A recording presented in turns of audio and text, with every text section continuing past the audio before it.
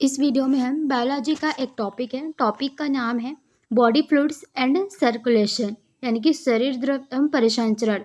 इससे related question हम लोग यहाँ पर देखने वाले हैं। तो चलिए वीडियो को स्टार्ट कर लेते हैं। हम वीडियो को स्टार्ट करने से पहले आप लोग के लिए देखिए, वीडियो जब आपको पसंद आता है तो वीडियो को ज़रूर लाइक किया कीजिए, ठीक है।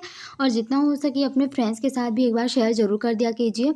तो चलिए स्टार्ट कर लेते हैं हम लोग। फर्स्ट क्वेश्चन है, कौन सा एंजाइम निष्क्रिय फाइब्रिनोजन को फाइब्रिन में बदलने के लिए उत्तरदायी है? आंसर करिए। देखिए आंसर करिए, इसका क्या होगा।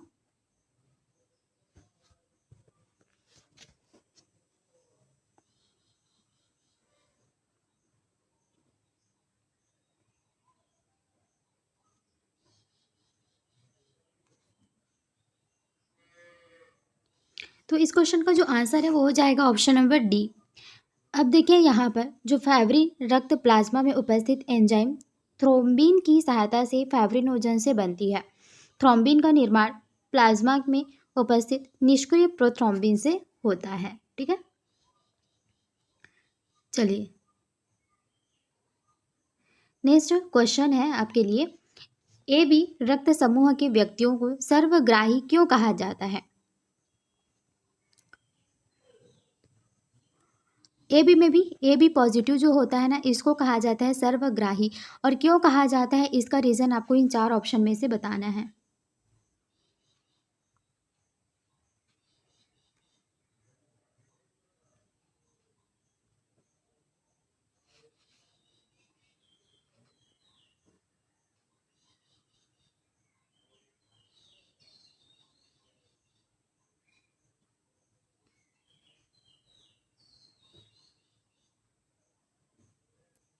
क्या होगा आंसर इसका?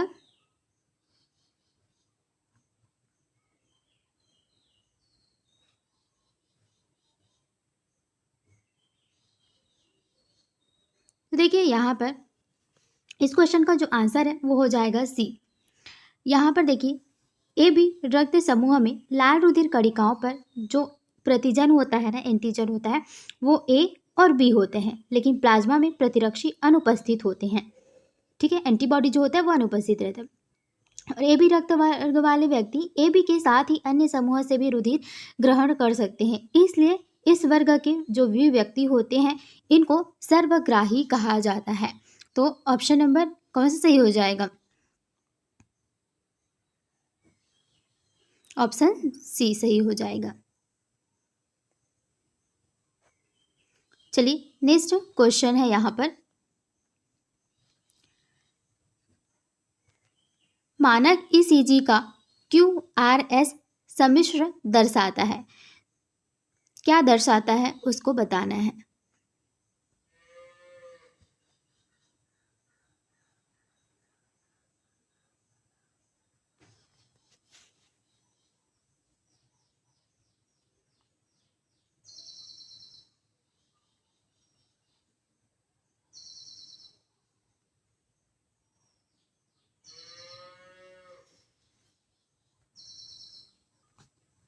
आंसर करिए, इस क्वेश्चन का आंसर क्या हो जाएगा।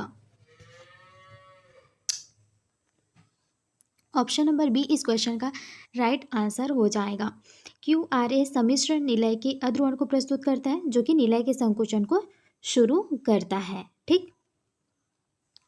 चलिए नेक्स्ट क्वेश्चन है, निम्न स्तंभों का मिलान कीजिए, यानी कि दो कॉलम आपको दी हुई हैं, इनको यहाँ पर आपको मैच करना है।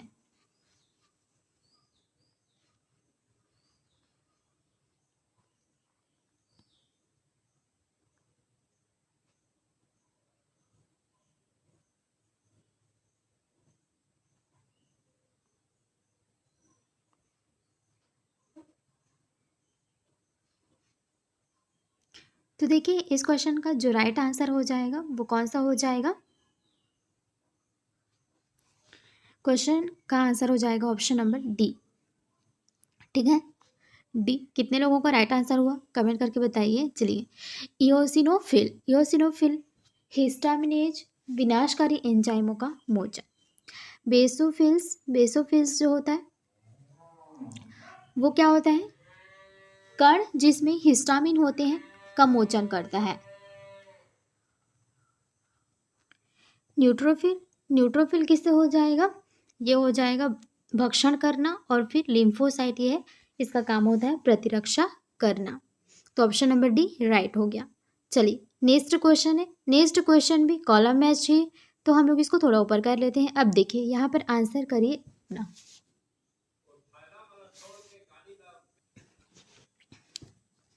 कितों का आंसर आ गया?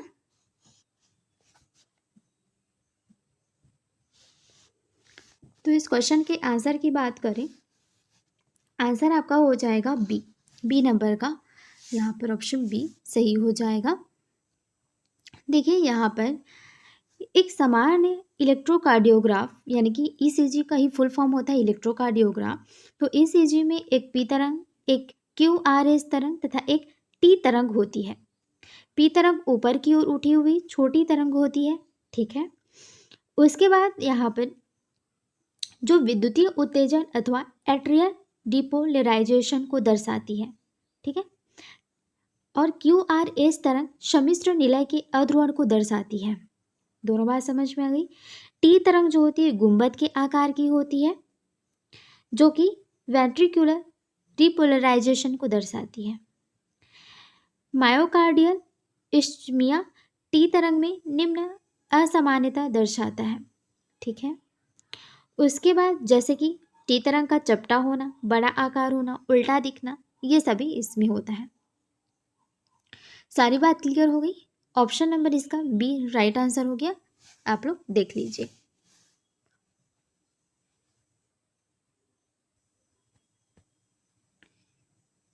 नेक्स्ट है, यदि एक व्यक्ति का हृदय निकास 5L है, 5 लीटर, अनुशीतलन के अंत में नीलियों में रुधिर का आयतन जो हो जाता है वो 100 ml एवं निलयी प्रकुंचन के अंत में 50 ml है, तब उसकी हृदय दर क्या होगी?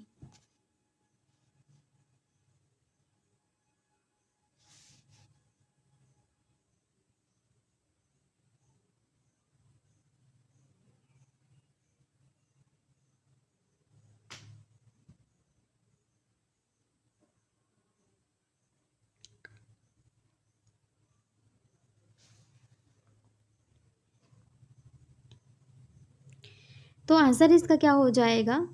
100 स्पंदन प्रति मिनट इसकी जो हृदय की दर होगी वो होने वाली है, ठीक है। यहाँ पर क्या होता है, देखिए जो प्रवाह आयतन होता है ना, यानी कि स्ट्रोक वॉल्यूम जो होती है, ये क्या होती है, अनुशीतलन के अंत में निलय रुधिर आयतन जो होता है उससे किसको माइनस करना है, निलयी प्रकुंचन के अंत में जो रुधिर आयतन होता है वो। तो यहाँ पर किससे करेंगे, 100 से हम लोग किसको माइनस करेंगे, 50 को, क्योंकि 100 क्या है, निलय में रुधिर का आयतन है, इससे किसको माइनस करना होता है, निलयी प्रकुंचन के दर को माइनस करना होता है। तो कितना आ गया, ये 50 ml आ गया, ठीक है। 100 से 100 माइनस किए तो कितना आ गया, 50 ml आ गया। अब यहाँ पर हृदय निकास कितना दिया है, 5 लीटर दिया है, तो हृदय निकास कैसे निकालेंगे, हृदय निकास इक्वल टू हृदय की दर इंटू प्रवाह आयतन।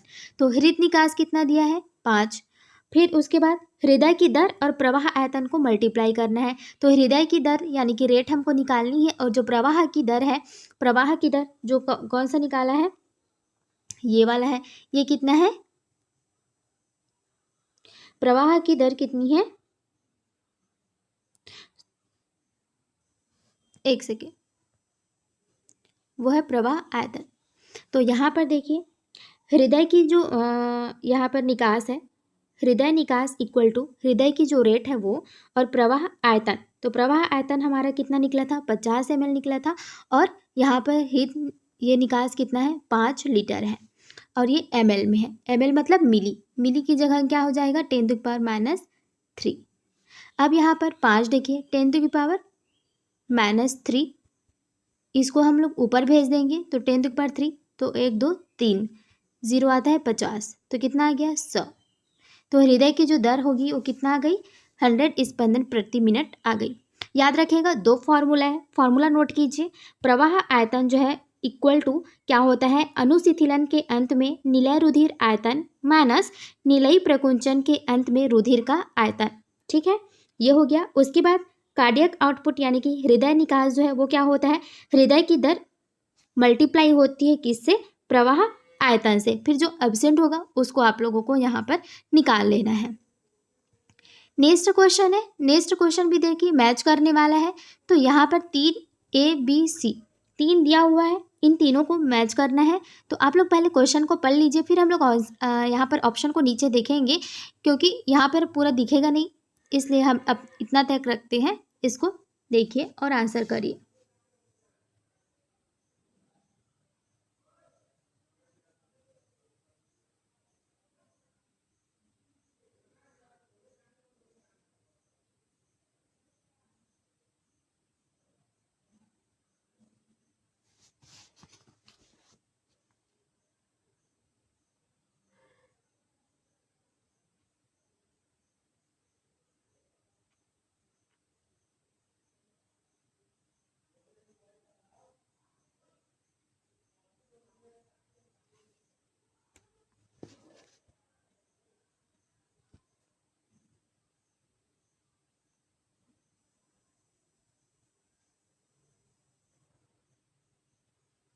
तो देखिए आंसर इस क्वेश्चन का क्या हो जाएगा, आंसर हो जाएगा ऑप्शन नंबर सी। ठीक है, ऑप्शन नंबर सी, यानी कि यहाँ पर थर्ड वन एंड फर्स्ट। देख लिया क्या है आंसर, ऑप्शन नंबर सी।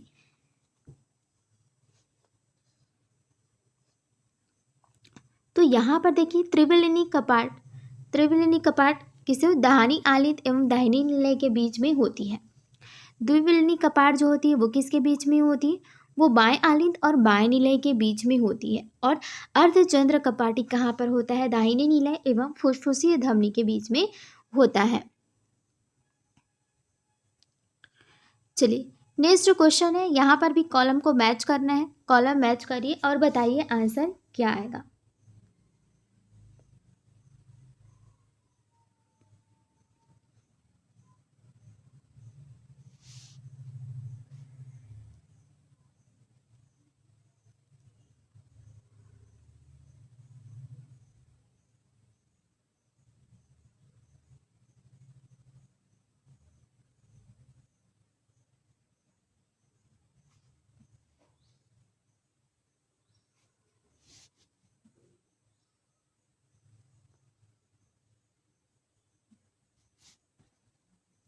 तो आंसर कौन सा हो जाएगा, आंसर हो जाएगा ऑप्शन नंबर डी।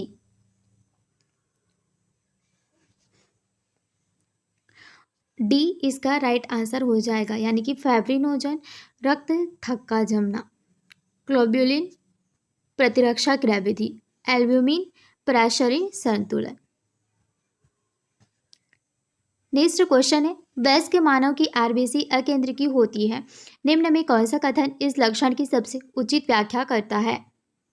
यहाँ पर 4 ऑप्शन आपको दिए हुए हैं, उसके बाद इनमें से आपको एक तो चूज करना है कि कौन कौन सा इसका राइट आंसर है।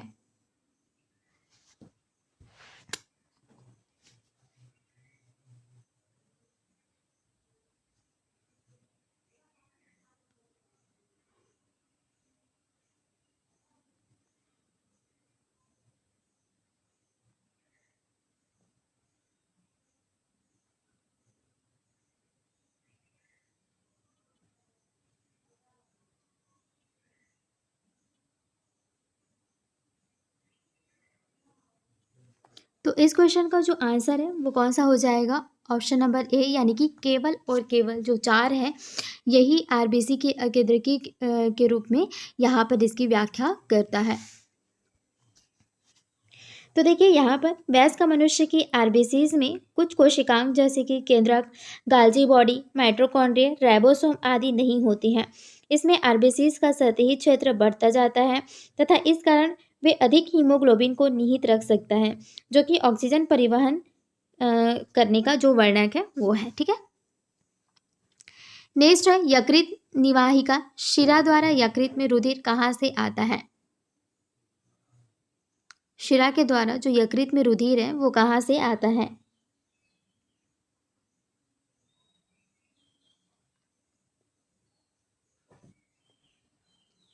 तो यहाँ पर देखिए कि यकृत में जो रक्त प्रवेश करता है उसके 2 स्रोत हैं। पहला तो हिपेटिक धमनी से यह ऑक्सीजनित रक्त व हिपैटिक पोर्टल शिरा से भी ऑक्सीजनित रक्त प्राप्त करता है। और हिपैटिक धमनी में रक्त अरोटा से आता है। ठीक है, हिपैटिका पोर्टल जो होता है शिरा में रक्त सीधे आंत्र व अमाशय से आता है। और दोनों ही ऑप्शन में प्रेजेंट है। आप लोग कोई से भी टिक कीजिएगा, आंसर राइट होगा।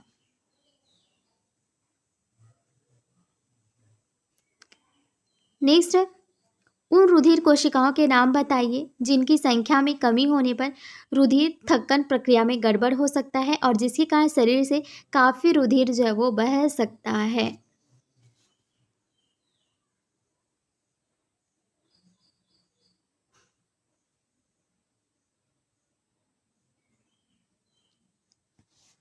आंसर करिए।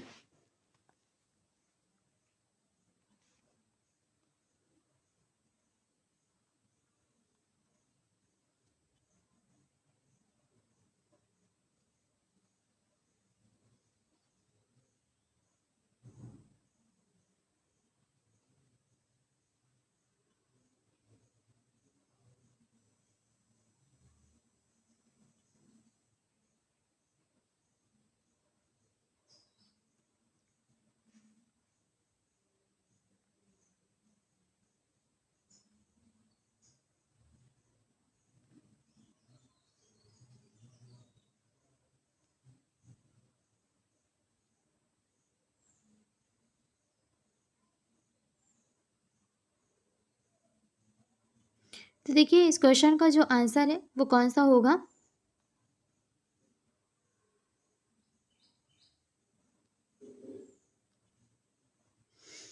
ऑप्शन नंबर कौन सा? बी। ठीक है, थ्रोम्बोसाइट को रक्त प्लेटलेट्स भी कहा जाता है। ये स्तनधारी रक्त में छोटी सी डिस्क आकार की कोशिका के टुकड़े होते हैं। ये बड़ी कोशिकाओं के खंड के रूप में बनते हैं। रेड बोने मैरो में कहाँ पर बनते हैं? रेड बोन मैरो में बनते हैं। इनमें केंद्रक नहीं होता है। ये रक्त के थक्का जमने में महत्वपूर्ण भूमिका निभाते हैं। और फिर यहाँ पर थ्रोम्बोक्सेन A2 को निकालते हैं। सेरोटोनिन और दूसरे केमिकल जिसका कारण एक श्रृंखला जो कि आगे बढ़कर एक प्लग का निर्माण करती है क्षतिग्रस्त स्थान पर, इस प्रकार रक्त हानि से बचाती है और इनकी संख्या में कमी थक्का कारक के लिए जिम्मेदार है, जिससे शरीर में अधिक मात्रा में रक्त हानि होती है। तो कौन से इसका आंसर हो गया? बी। बी इसका आंसर हो गया, थ्रोम्बोसाइट। नेक्स्ट क्वेश्चन है, सीरम रुधिर से भिन्न होता है क्यों? इसका रीज़न बताना है कि जो सीरम होता है वो रुधिर से भिन्न होता है।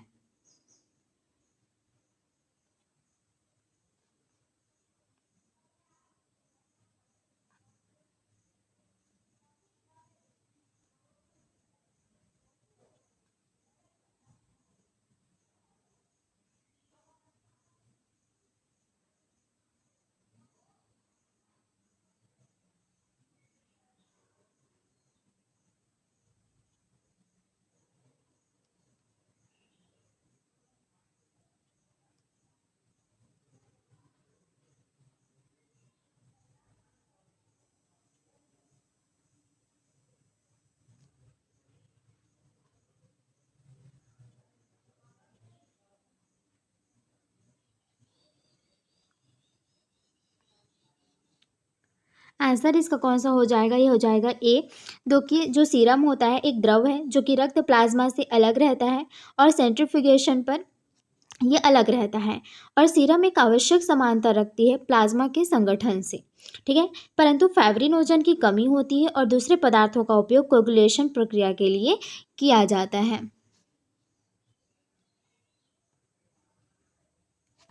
चलिए, तो इसका आंसर कौन सा हो गया? ए इसका आंसर हो गया। नेक्स्ट है, फुफ्फुस धमनी के भीतर रुधिर दाब होता है।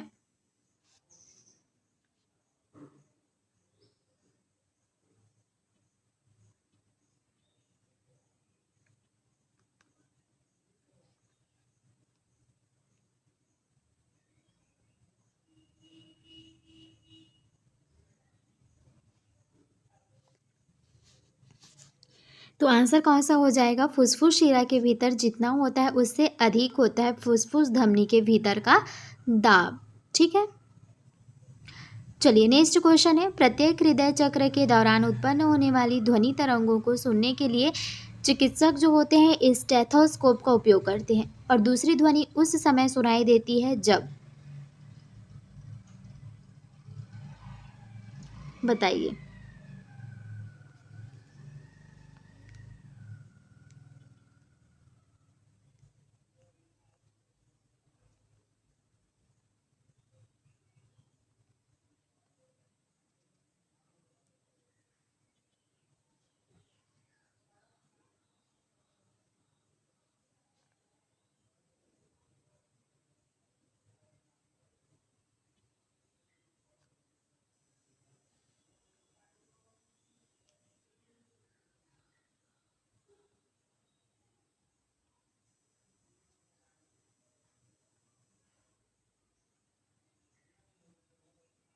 तो आंसर क्या हो जाएगा इसका? आंसर हो जाएगा ऑप्शन नंबर बी। बी क्या है? निलयों से वाहिकाओं में रुधिर के बहने के बाद अर्धचंद्राकार कपाट बंद हो जाती है। ठीक है, यहाँ पर देखिए एक हृदय में दो प्रमुख ध्वनियाँ सुनाई देती हैं। प्रथम ध्वनि लब के रूप में सुनाई देती है, द्वितीय ध्वनि निलय अनुशीतलन के आरंभ होने को व्यक्त करती है। इसी दौरान अर्धचंद्राकार कपाट जो होती है SLV ये बंद हो जाते हैं। वह उत्पन्न ध्वनि जो होती है डब के रूप में सुनाई देती है। नेक्स्ट क्वेश्चन है, निम्नलिखित जंतुओं में से किस एक में दो अलग अलग परिसंचरण पथ होते हैं?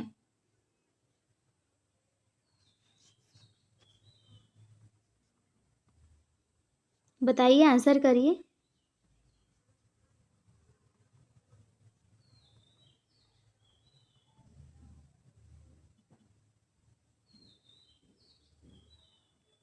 तो इस क्वेश्चन का जो आंसर हो जाएगा वो क्या हो जाएगा? Option number B, well. Well एक क्या है?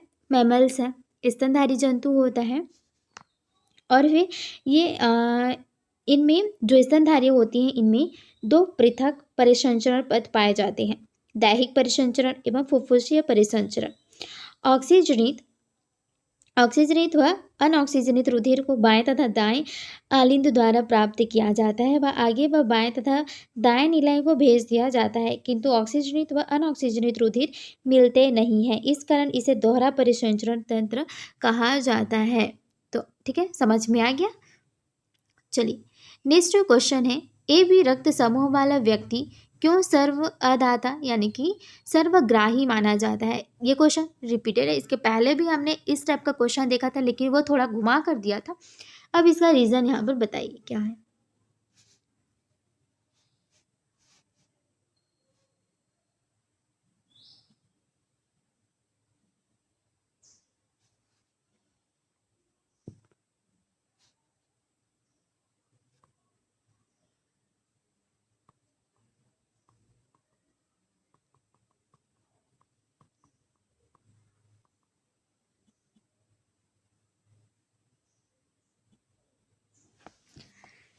आंसर क्या हो जाएगा इस क्वेश्चन का?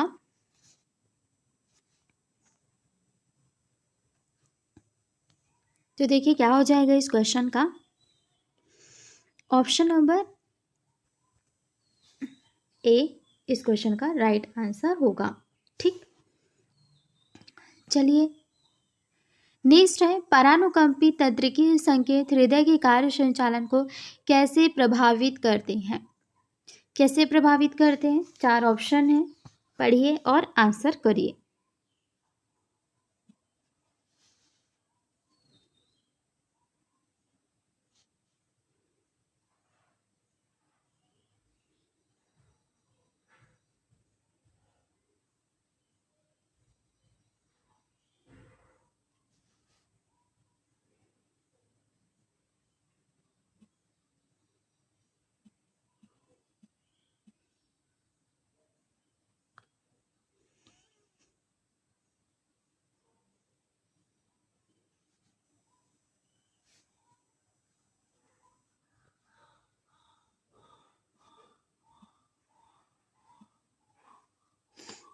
तो आंसर करिए, देखिए क्या हो जाएगा। ऑप्शन नंबर ए, हृदय स्पंदन गति और हृदय निकास को कम करके हम लोग परानुकंपित तंत्रिकीय संकेत हृदय के कार्य संचालन जो है वो प्रभावित कर सकते हैं। ठीक है, चलिए नेक्स्ट यहाँ पर डायग्राम दी हुई है, ए से डी तक के यहाँ पर नाम दिया हुआ है। इस नाम के जो भी अकॉर्डिंग है इनको आपको आंसर करना है। यहाँ पर एक बार देख लीजिए ऑप्शन।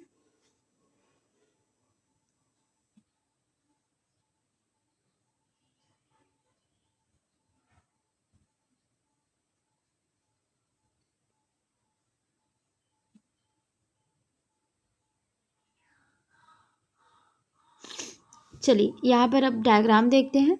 ये रहा डायग्राम।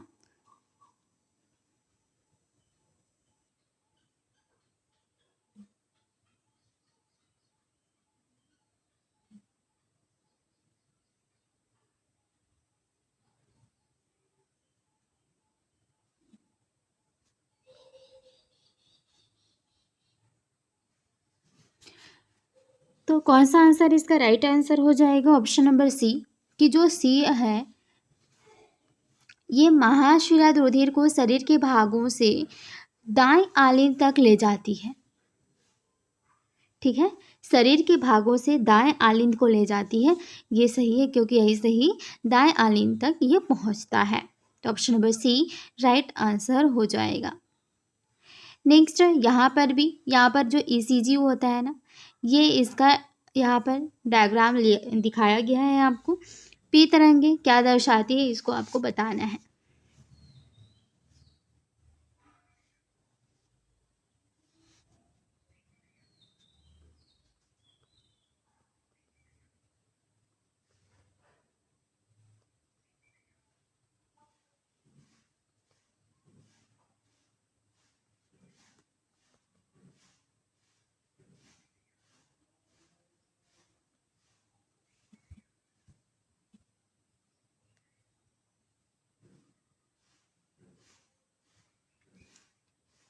तो क्या दर्शाता है ये दर्शाता है दोनों आलिंग संकुचित हो रहे हैं। ठीक है, यहाँ पर जो पी तरंग है ये क्या बता रहा है कि दोनों आलिंग जो है वो संकुचित हो रहे हैं। यहाँ पर पी तरंग आलिंग की विद्युतीय उत्तेजना को दर्शाता है जिसके फलस्वरूप दोनों आलिंग का संकोचन होता है। क्यू आर एस जटिल निलय के विद्रोहण को दर्शाता है जो कि निलय संकोचन को आरंभ करता है। संकोचन की थोड़ी देर यहाँ पर पश्चात क्यू लहर आरंभ हो जाती है और फिर जो सिस्टोल के आरंभ को दर्शाती है। ये क्यों है? ये क्या बताती है? सिस्टोल के आरंभ को दर्शाती है। पी तरंग निलय का उत्तेजित से सामान्य अवस्था में वापस लौटता दर्शाया गया है और टी तरंग का अंत जो है वो सिस्टोल के अंत को चिन्हित करता है। ये क्या बताता है? सिस्टोल के अंत को बताता है।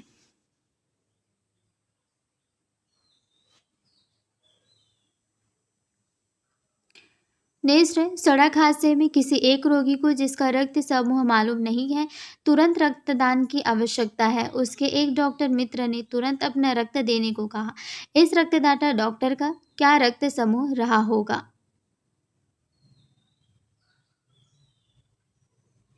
बताइए।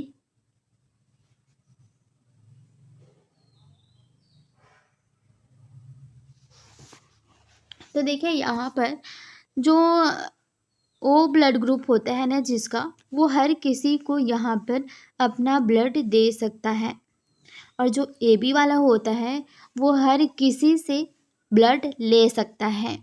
तो यहाँ पर बिना चेक किए भी ओ ब्लड ग्रुप वाला व्यक्ति किसी को भी अपना यहाँ पर ब्लड जो है डोनेट कर सकता है।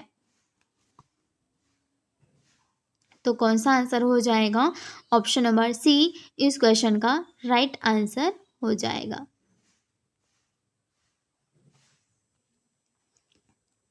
नेक्स्ट क्वेश्चन है, निम्नलिखित में से कौन सा एक मानव अंग है जिसे प्राय लाल रक्त कणिकाओं का कब्रिस्तान कहा जाता है?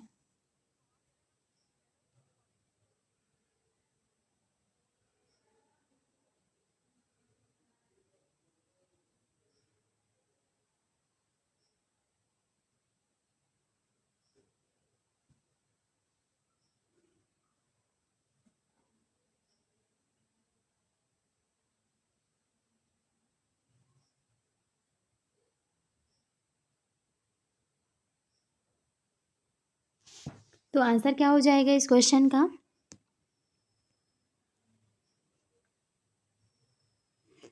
है सी, प्लीहा, ठीक है, तिल्ली को कहा जाता है। चलिए नेक्स्ट है, मानव में हिंज बंडल नामक संरचना किस अंग में पाई जाती है?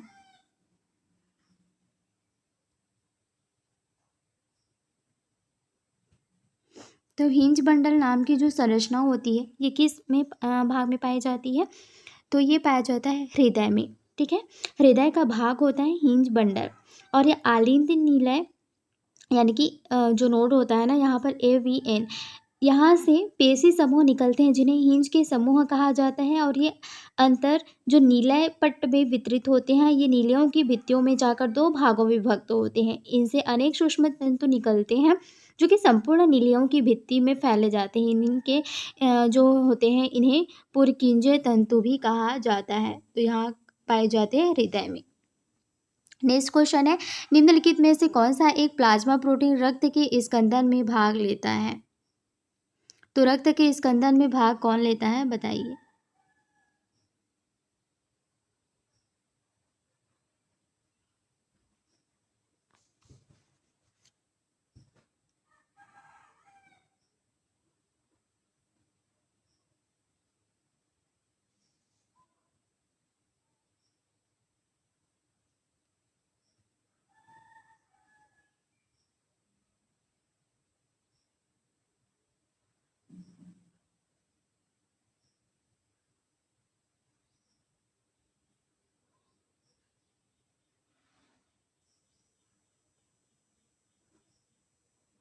तो आंसर देखिए क्या हो जाएगा, इसका आंसर हो जाएगा डी, फैब्रिनोजन। फैब्रिनोजन होता है ये प्लाज्मा प्रोटीन रक्त के स्कंदन में भाग लेता है।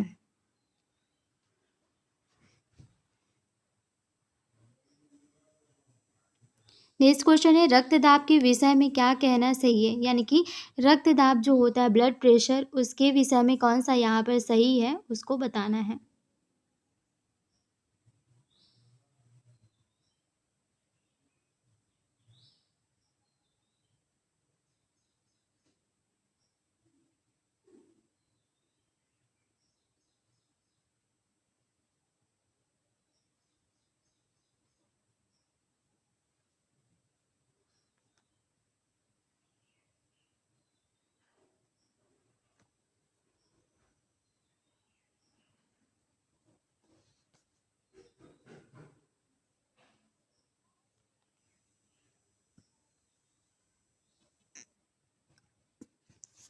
तो आंसर क्या हो जाएगा इस क्वेश्चन का?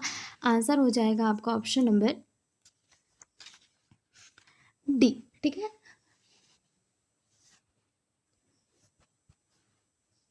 नेक्स्ट जो क्वेश्चन है, एक व्यक्ति, बहुत बड़ा क्वेश्चन है, देखिए केस है, एक व्यक्ति है जिसे एक दुर्घटना में आई चोट से बहुत ज़्यादा रक्त की हानि हुई है और ABO रक्त समूह व्यवस्था में उसका रक्त समूह भी मालूम नहीं है।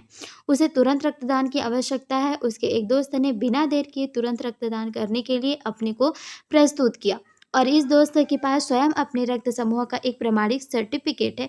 बताइए इस दाता मित्र का रक्त समूह कौन सा रहा होगा? तो कौन सा रहा होगा? हम सबको पता है कि O वाला जो है ये सभी को अपना ब्लड ग्रुप दे सकता है।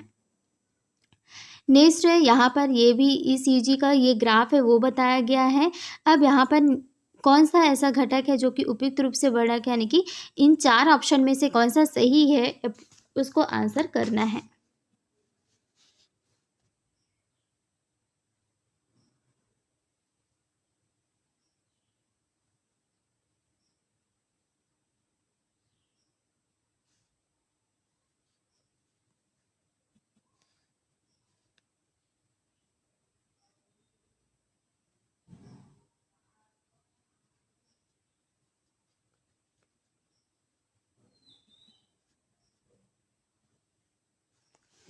तो यहाँ पर देखिए आंसर कौन सा सही हो जाएगा, option number B, complex QRS एक पूर्ण नाड़ी स्पंदन।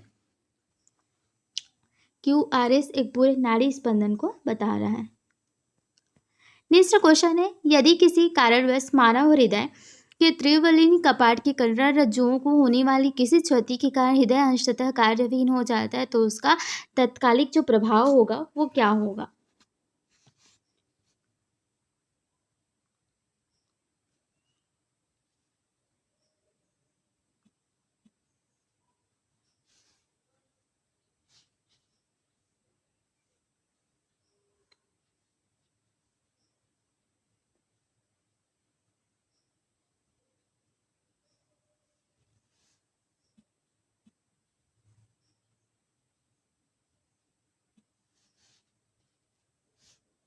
आंसर इसका क्या हो जाएगा? आंसर हो जाएगा आपका ऑप्शन नंबर सी, फुफ्फुस धमनी में रक्त का प्रवाह क्या हो जाएगा?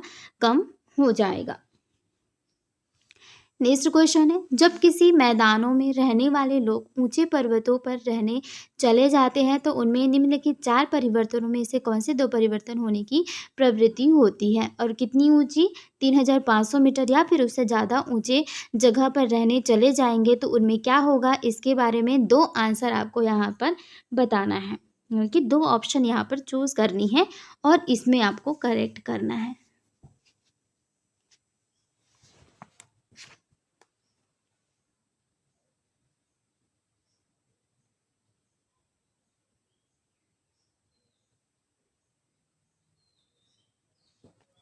तो आंसर जो है वो कौन सा हो जाएगा? डी इसका क्वेश्चन का आंसर हो जाएगा। बी एंड सी राइट है, यानी कि लाल रक्त जो कोशिकाएं होती हैं इनकी जो संख्या होती है ये बढ़ जाती है, और जो सांस की दर होती है, हम लोग जो सांस लेते हैं नॉर्मल, उससे क्या हो जाती है? ज़्यादा तेज हो जाती है वहाँ पर। तो ऑप्शन नंबर डी इस क्वेश्चन का राइट आंसर हो जाएगा। नेक्स्ट है, किसी इंजेक्शन लगाई जा सकने वाली सामग्री औषधि को कहाँ पर लगाया जा सकता है ताकि बिना किसी प्रकार के खतरे के शरीर के भीतर उसका तीव्रतम वितरण हो सके?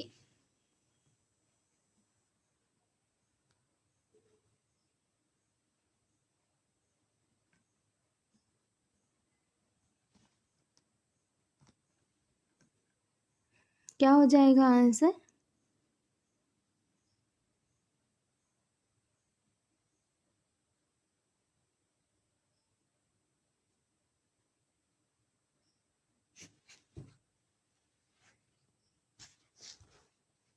आंसर इसका हो जाएगा ऑप्शन नंबर बी, ठीक है, शिराएं। शिराओं में लगाना चाहिए इंजेक्शन को, ताकि वो क्या हो जाएगा? बहुत तेज़ी से हमारे शरीर के सभी भागों में पहुंच जाएगा। नेक्स्ट है, ए से डी तक की ऑप्शन दी हुई हैं जिनका संबंध मानव रुधिर परिसंचरण तंत्र से है। तो मानव रुधिर परिसंचरण तंत्र के विषय में कौन कौन सा ऑप्शन सही है, इसको यहाँ पर चूज करना है।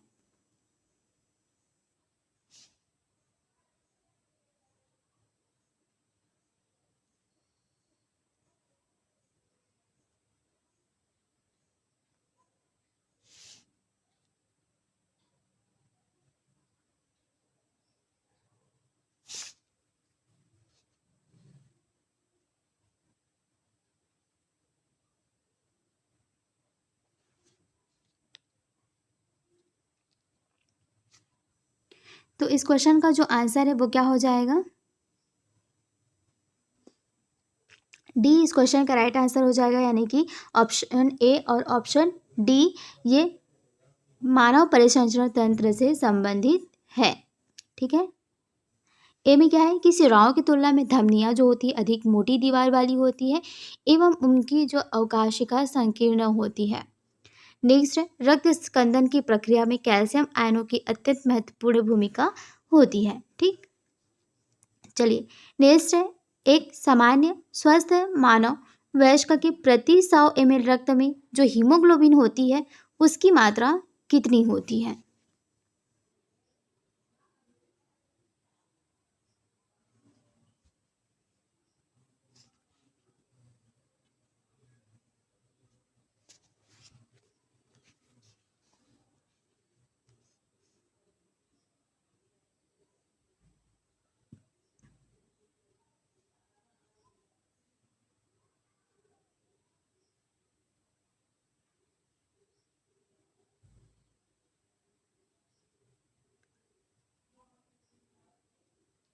आंसर इसका क्या हो जाएगा? आंसर हो जाएगा ऑप्शन नंबर सी, 12 से 16 मिलीग्राम।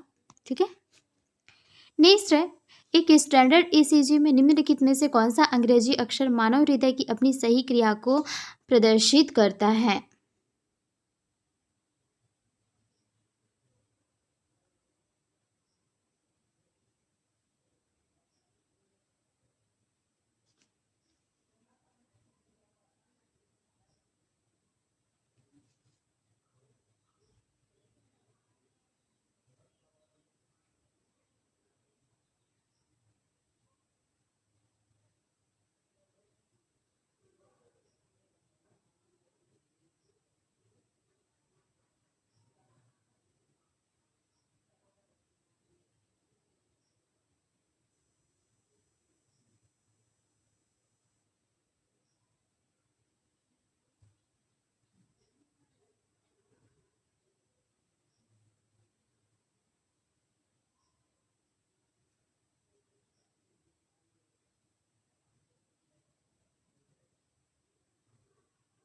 आंसर इसका क्या हो जाएगा? आंसर हो जाएगा ए, ऑप्शन नंबर ए, पी जो है एट्रिया का विध्रुवीकरण।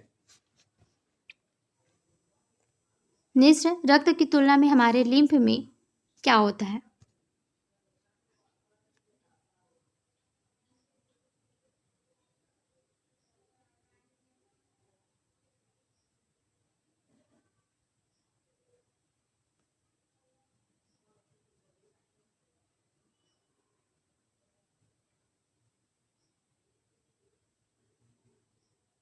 तो यहाँ पर देखिए, रक्त की तुलना में हमारे जो लिम्फ होती है, लसिका होती है, उसमें क्या होता है, WBC ज़्यादा संख्या में होती हैं और RBC जो होते हैं वो होते ही नहीं हैं। ठीक, नेक्स्ट है, मानव के रक्त प्लाज्मा में पाए जाने वाले ग्लोबुलिन प्राथमिक तौर पर किस काम में शामिल होते हैं?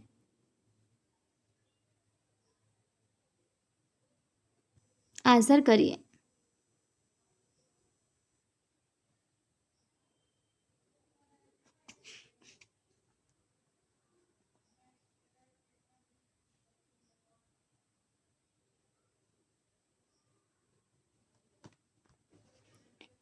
तो मानव के रक्त प्लाज्मा में पाए जाने वाले ग्लोबुलिन प्राथमिक तौर पर किस काम में शामिल होते हैं? तो प्राथमिक तौर पर वो शरीर की सुरक्षा क्रियाविधियों में शामिल होते हैं। ऑप्शन नंबर बी इस क्वेश्चन का राइट आंसर हो जाएगा। मानव रुधिर प्लाज्मा में ग्लोबुलिन प्राथमिक तौर पर शरीर की रक्षा क्रियाविधि में सम्मिलित होता है। ग्लोबुलिन जैसे कि इम्यूनोग्लोबुलिन एक एंटीबॉडीज की तरह काम करते हैं, जो कि बाहर से रुधिर में प्रविष्ट होने वाले जीवाणु, विषाणु तथा विषाक्त पदार्थों को क्या कर देते हैं? नष्ट कर देते हैं।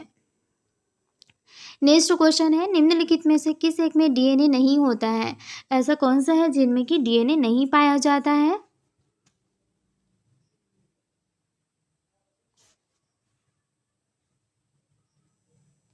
तो इस क्वेश्चन का जो आंसर है वो कौन सा हो जाएगा?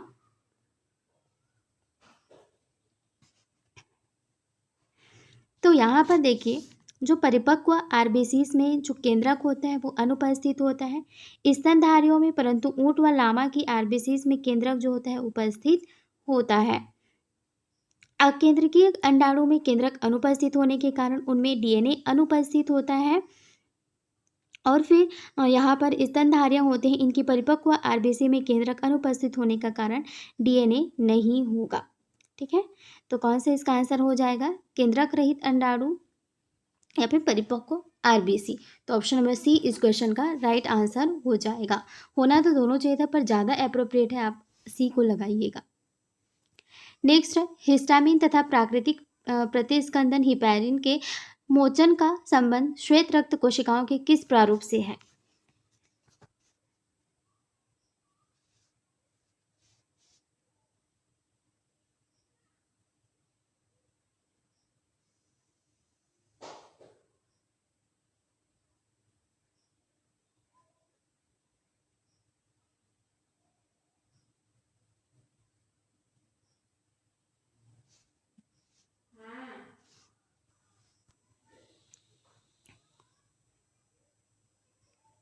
आंसर क्या हो जाएगा?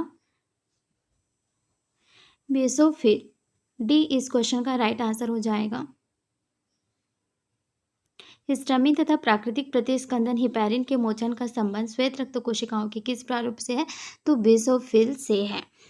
ठीक है, बेसोफिल क्षारीय अभिरंजकों द्वारा गहरे नीले रंग में आरंभिक होती है, जैसे मिथाइल ग्रुप। इसके केंद्रक में 3 पिंड पाए जाते हैं, जिनका जीवन काल 8 से 12 दिन का होता है। इसके द्वारा हिस्टामिन, हिपैरिन व सीरोटोनिन का स्रावण होता है, इसलिए इनकी संख्या एलर्जी के समय बढ़ जाती है और यह सबसे छोटे आकार की WBC होती है।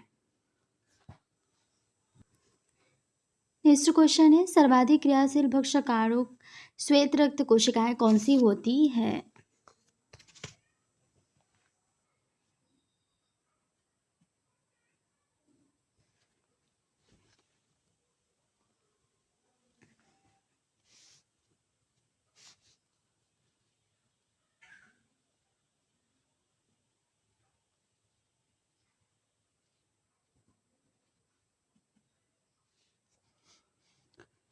तो आंसर क्या हो जाएगा? ऑप्शन नंबर बी, उदासीन, रागी तथा एक लाड़ो। यहाँ पर भक्षकाणु वह कोशिकाएं होती है जो विजातीय कणों, कोशिका, कचरे तथा रोग उत्पन्न करने वाले सूक्ष्म जीवों को तोड़ती है व निकलती है। न्यूट्रोफिल्स तथा मोनोसाइट्स श्वेत रुधिर कणिकाओं के ये जो दो प्रकार हैं, ये सर्वाधिक क्रियाशील भक्षकाणु होते हैं। तो ऑप्शन नंबर बी इस क्वेश्चन का राइट आंसर हो जाएगा।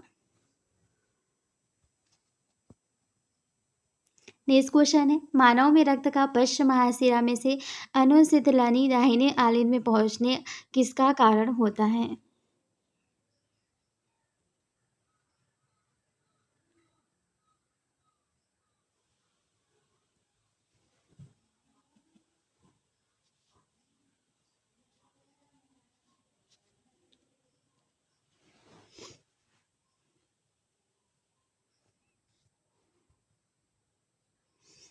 पश्च महाशिरा तथा आलिंद के बीच का दाब का अंतर। ऑप्शन नंबर बी इस क्वेश्चन का राइट आंसर हो जाएगा।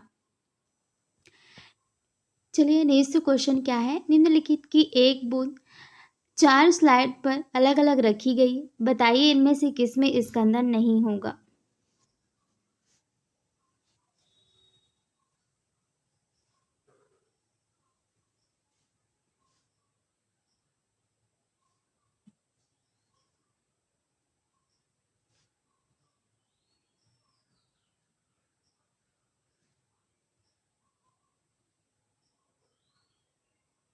तो यहाँ पर देखिए रक्त सीरम रक्त प्लाज्मा है, जिससे फाइब्रिनोजन एवं स्कंदन कारकों को हटा दिया गया है, इसलिए रक्त सीरम का थक्का नहीं जमेगा। तो ऑप्शन नंबर सी ही राइट आंसर होगा। नेक्स्ट है, निम्नलिखित में से किस एक में खुला परिसंचरण तंत्र पाया जाता है?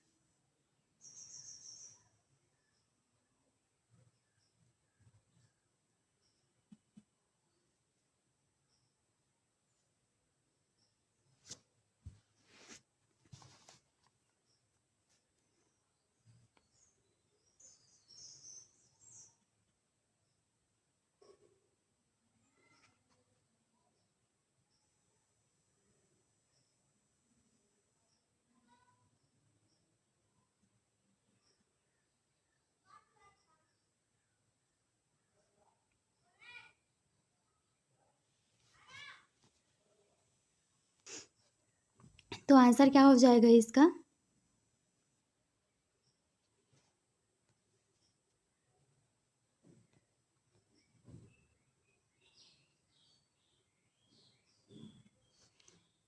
ऑप्शन नंबर बी इस क्वेश्चन का राइट आंसर हो जाएगा, पेरिप्लेनेटा। ठीक है, खुला परिसंचरण तंत्र आर्थ्रोपोडा संघ के प्राणियों में मुख्यतः पाया जाता है। इसमें रक्त बंध व सुविकसित रक्त वाहिनियों में नहीं बहता है। शरीर में रक्त के बड़े बड़े कोटर पाए जाते हैं, इन कोटरों को हीमोसेल कहते हैं। जैसे कि एग्जाम्पल कॉकरोच हो गया, घोंघा हो गया। अधिकांश आर्थ्रोपोडा व कुछ मोलस्का प्राणी भी इनमें आते हैं। मोलस्का में सिफ्लोपोडस जो होते हैं, इनमें स्क्विड व ऑक्टोपस आते हैं। इनका परिसंचरण तंत्र जो होता है ये बंद प्रकार का होता है। तो दोनों को याद रखिएगा। ठीक है, चलिए नेक्स्ट क्वेश्चन आगे बढ़ते हैं। ये है क्वेश्चन, देखिए बहुत लॉन्ग है, पढ़िए क्या है। आपको कहा गया है कि एक रोगी का रक्त लेना है और उसे रक्त कणिकाओं तथा प्लाज्मा के विश्लेषण के लिए परख नली में रखना है। आपको निम्नलिखित 4 प्रकार की परख नलियाँ भी दी गई है। बताइए इस काम के लिए आप इनमें से किस एक का उपयोग नहीं करेंगे? कौन सी परख नली का यूज नहीं करेंगे, इसको बताना है।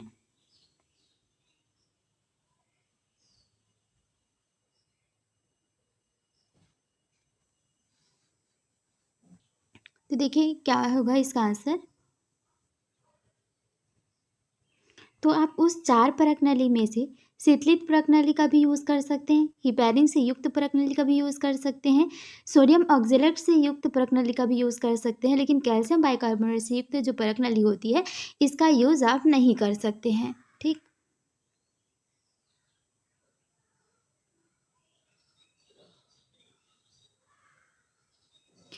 नेक्स्ट है, एक रोगी में उसका हृदय पेसमेकर सामान्य ढंग से काम नहीं कर रहा। डॉक्टरों ने पाया कि उस रोगी में एक कृत्रिम पेसमेकर लगाना होगा। बताइए उसे संभवतः कहाँ पर लगाना चाहिए?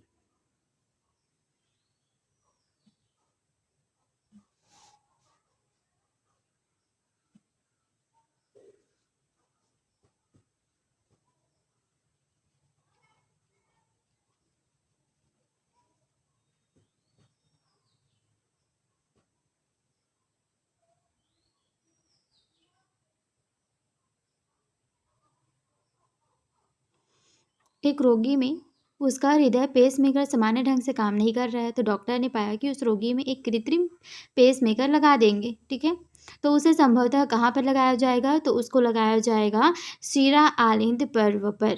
ठीक, ऑप्शन नंबर बी इसका राइट आंसर हो जाएगा।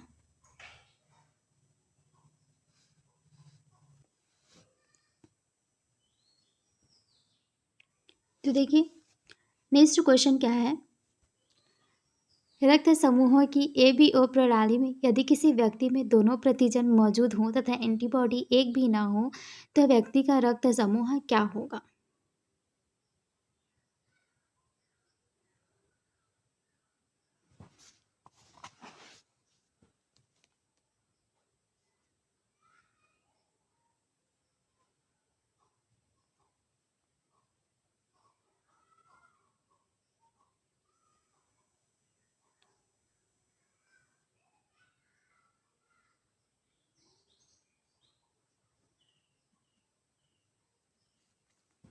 तो आंसर इसका क्या हो जाएगा? आंसर हो जाएगा option number B A B. ठीक है, ए बी रक्त समूह वाले व्यक्तियों के प्लाज्मा में एंटीबॉडीज नहीं होता है, इसलिए वे सर्वत्रिग्राही होते हैं।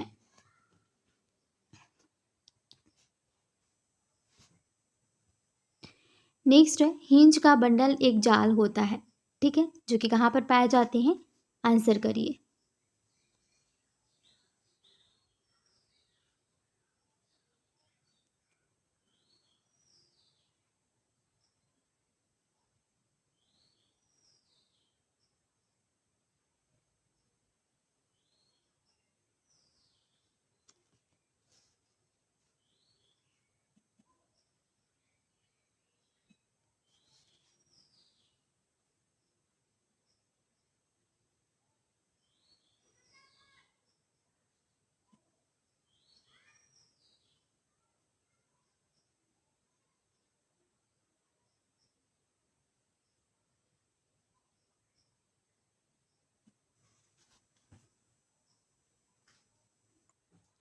तो हिंज का बंडल एक जाल होता है जो कि पेशी रेशों का जो मात्र निलय भित्ति में पाए जाते हैं। ठीक, ऑप्शन नंबर बी इस क्वेश्चन का राइट आंसर हो जाएगा। नेक्स्ट है हृदय की धड़कन की उत्पत्ति का आवेग कहाँ से उत्पन्न होता है?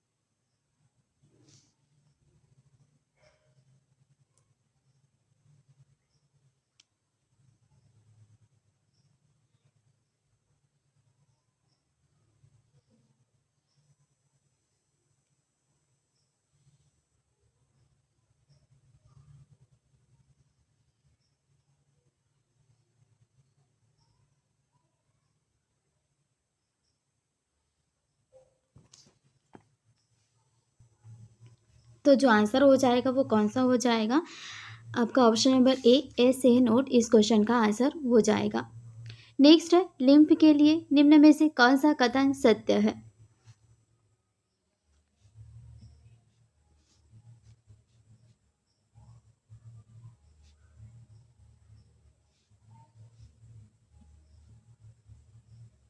जो लसिका होती है ना लिम्फ, उसके लिए कौन सा ऐसा सेंटेंस है जो कि राइट है? तो यहाँ पर देखिए जो लसिका होते हैं ये एक संवहनी ऊतक होता है। उसके दो भाग होते हैं, एक स्वच्छ होता है रंगीन द्रव्य अधात्री प्लाज्मा तथा दूसरी तैरने वाली अमीबीय कोशिकाएं होती है। श्वेत रुधिर कोशिकाएं तथा अधिकतर लिम्फोसाइट्स होते हैं। यह लाल रुधिर कोशिकाओं तथा कुछ रुधिर प्रोटीन्स की अनुपस्थिति के कारण रुधिर से भिन्न होती है। लसिका अंत में हृदय के पास रुधिर में प्रवेश करती है। तो ऑप्शन नंबर बी इस क्वेश्चन का राइट आंसर हो जाएगा। नेक्स्ट है रक्त समूह ओ के लिए क्या सही है?